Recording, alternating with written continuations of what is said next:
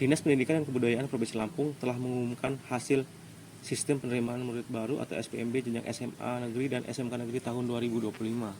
Kadisdikbud Lampung, Thomas Americo mengatakan bahwasannya banyak kecurangan yang terjadi, pemalsuan SKL hingga KK tidak sinkron.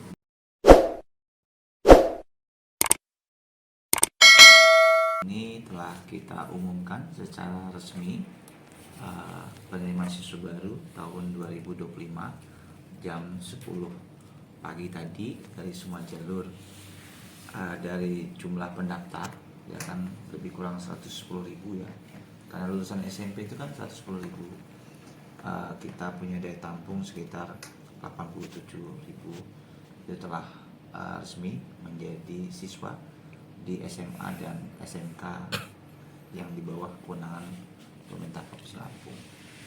Kita yang 23.000 ini nanti yang tidak diterima di SMA dan SMK negeri bisa ke MAN ya, ada di MAN, madrasah, kemudian ada di swasta, sehingga mereka bisa melanjutkan pendidikannya gitu. Karena memang daya tampung kita terbatas,